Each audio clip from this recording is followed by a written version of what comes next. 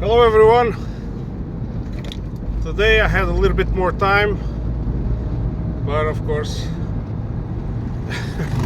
everything good ends really quick and I'm heading to work. But I had some time to take a look at the latest news, the Iran attacks, the disappearance of my friend Russell Texas Bentley, and some other stuff maybe that I will leave off this video because as you know these videos are short. But about the Iran's attacks, if you remember, my concern, for example, yesterday was about the retaliation and the escalation, right? Because everyone now was waiting because the attack was of such magnitude, and I think Israel is really working hard to conceal the damage and to give a realistic or truthful assessment of it to the public. And it already put out a statement saying that we will retaliate in a time that suits us most conveniently. Well, at first sight I think that's a very intelligent thing to do. Sometimes your enemy might strike you not to defeat you, but to oblige you to retaliate, putting him in a more vulnerable situation, right? This could be it. And this is very reasonable to give an answer like this. But then let's say that it is also a convenient answer, right? Because we've talked about escalation yesterday. I don't think Israel would be interested. I don't think they were expecting the magnitude of the attack. I think it's somehow surprised, and so for sure they looked from feet to head the size of their opponent before starting struggle immediately. I do not doubt that they will do actions in the future, but not exactly because it's a retaliation. It's because they would do them anyway. So yeah, but that statement it's quite curious itself. We will choose our time of retaliating when it most suits us. Yes, of course. After all, it does show something. It does show a little bit of respect for the enemy now.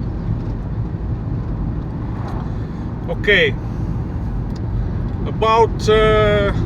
In the meantime, they continue to do whatever they were doing before in Gaza, killing civilians mostly. And I'm trying to avoid those news now. It's not because I don't want to know about them. I actually do know.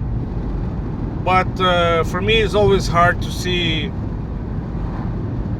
and with such tremendous scale, the images of these children and women, and not just children and women.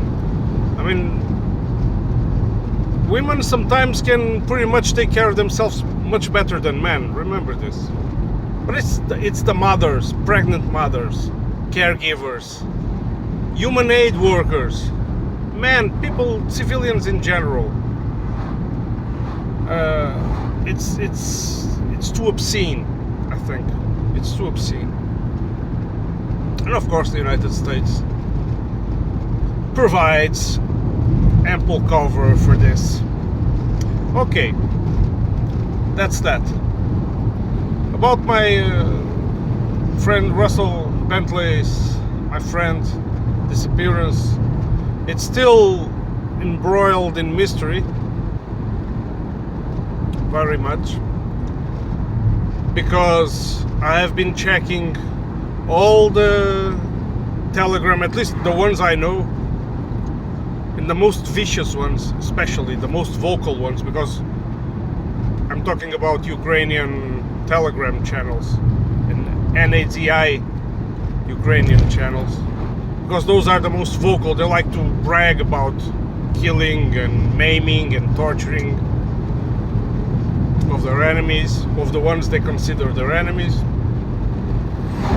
So I look especially to those, and besides the fake mention of this that I've talked about a couple of days ago, there is nothing from the Ukrainian side. So it's, for me, it's hard to believe that actually the Ukrainians are involved in this somehow. We never know. Look, it's just, I'm not saying that, I'm not throwing any possibility off the table, right? Every possibility is still on the table. But for me, it seems less likely. They would have claimed it already. I mean, Russell was a well-known guy. They would have used it by now. They would have used it as a tool of propaganda, at least. Russell, remember, he's a very vocal man. Very vocal about it. So the other hypothesis, which is the one I hate to think about the most, it's either Russian armed forces by mistake, or local groups of people. I mean, I have difficulty in putting out these words out there because I don't want to feed it, right? This is just something we don't know, right? Look, we don't know, so we have to lay everything on the table, so then that we can exclude and think and examine one by one.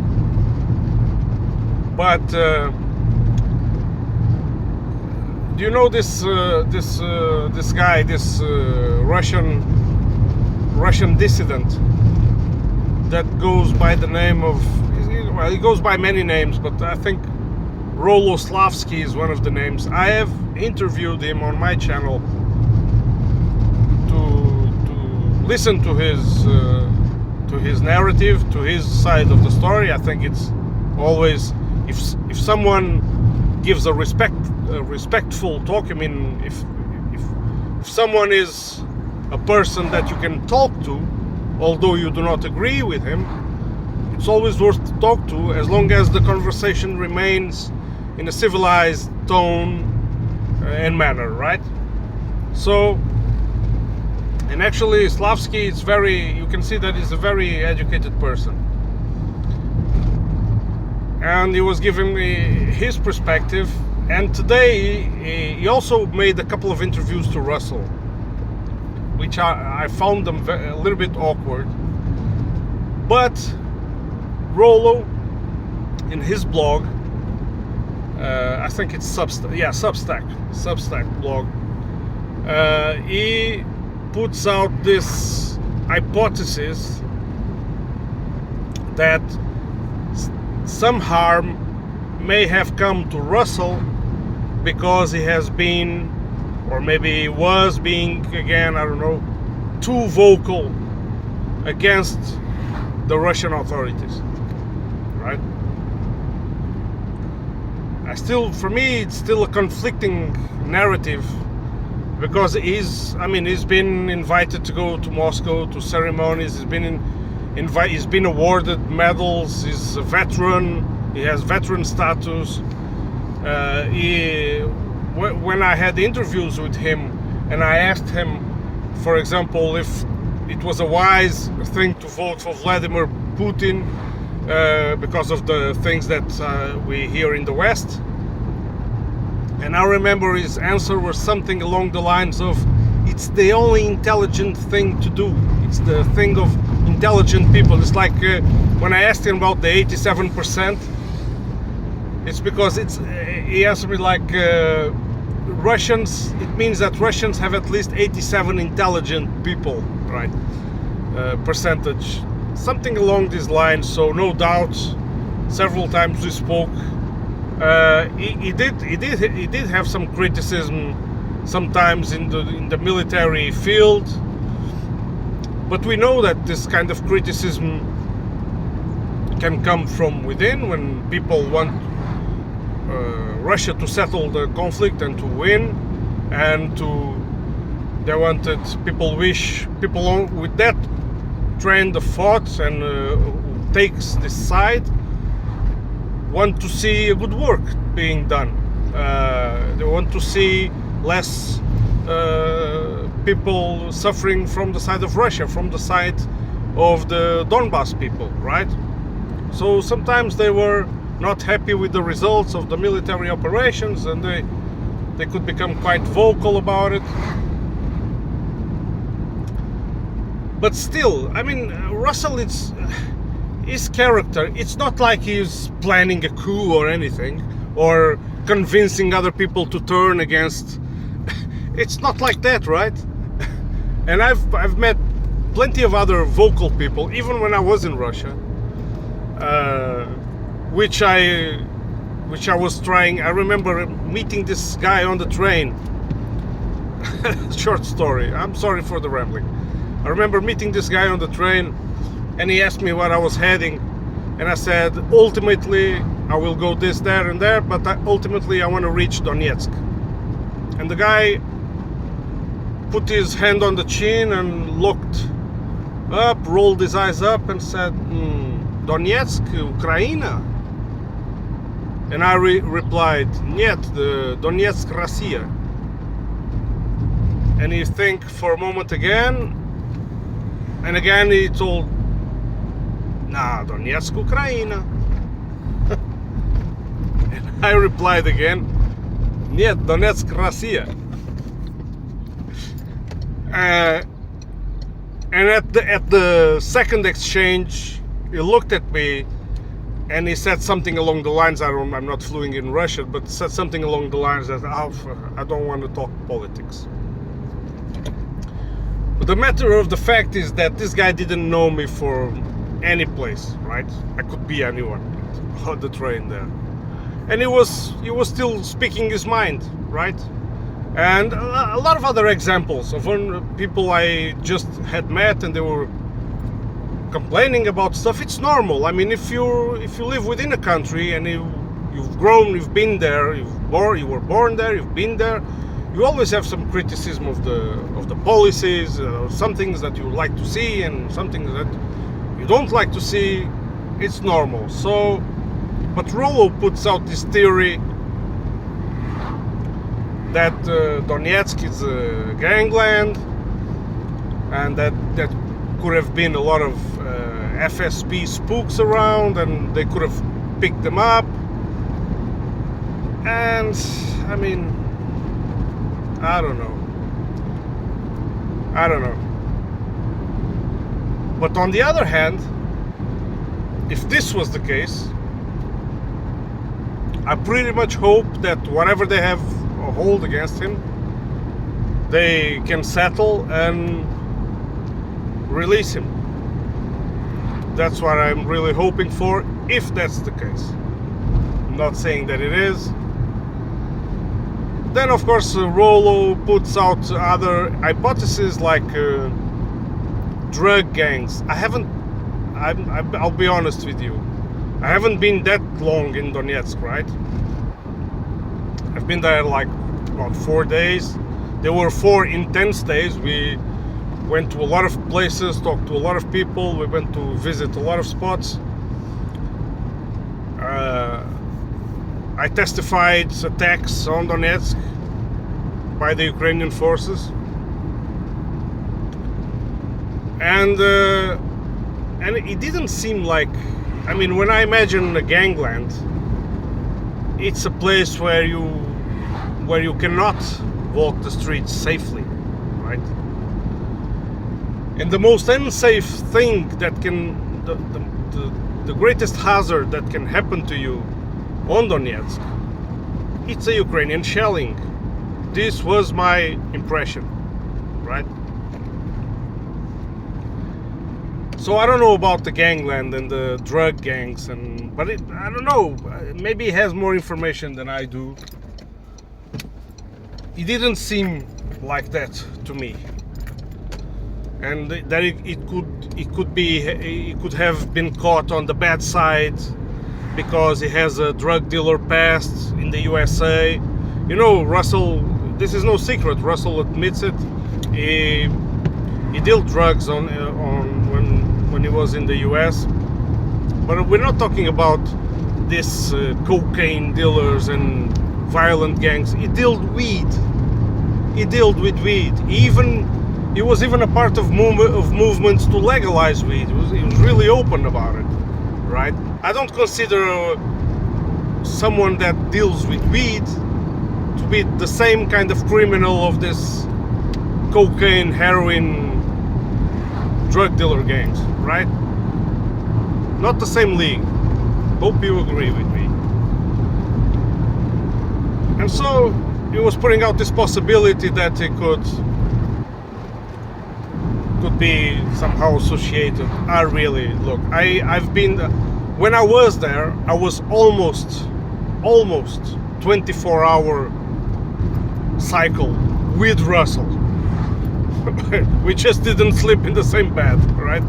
Because he slept in a room with his wife. I slept in this other vacant room. But we were under the same roof. And when I got out with Russell. It was only one day that I got out by myself on foot, because I wanted to make some pictures of some architecture building that I've seen, Soviet architecture, and that I really wanted to shoot. So yeah, I don't, and I've been with friends of Russell, members of his unit, and I haven't seen Russell. I mean, it's nothing like that. And Lyudmila, if you would know his wife is just the sweetest person, very religious person, really caregiver. Look, none of that kind. So I don't know. I don't think that chance is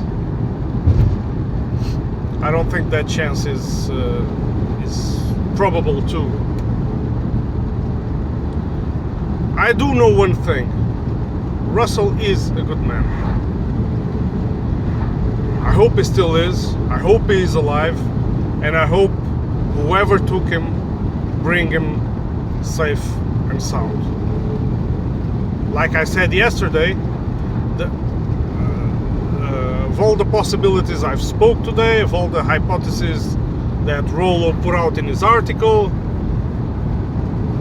I still discard all of those. And I also think accidents can happen. I also think that. And so there is still hope. Remember that Russell, being a very vocal person, not taking shit from anyone, which was one of the things I loved about him, is that I felt that I could trust him. I put my life in his hands. Right? I haven't met Russell personally before. I went to Russia. I went to Moscow. I got in contact with him. He arranged me bus tickets from Volgograd to Donetsk direct while I was still in Moscow. I couldn't get them. I couldn't buy them because I couldn't pay anything online. I had only cash with me. He paid for the ticket. He picked me up. I mean, and we even had a great time. And my life was in his hands. And simple as that. And the other thing is that his life was in my hands as well. Because, you know, Russell, he moved out of his house in Petrovsky because it was too close from the front line, and several arrivals have damaged his house before, artillery arrivals. And he lived in the center of Donetsk. And I could have easily, I remember him telling me not to ever film within the perimeter near his house, and for obvious reasons. But if I was like some tricky guy to frame Russell, or he didn't know about me as well. It was just feelings right here, right? I could have easily gone to Google Maps or Yandex Maps, for example, pinpoint his house, send it to the spooks, Ukrainian spooks or whatever, or they would coordinate the artillery and they would take out Russell very easily. So it was mutual trust. Mutual trust. Of course that when you are very outspoken, if you are honest, and if you don't take shit from anyone, you're gonna piss a lot of people off. The question remains, who did Russell piss off? See you on the next one.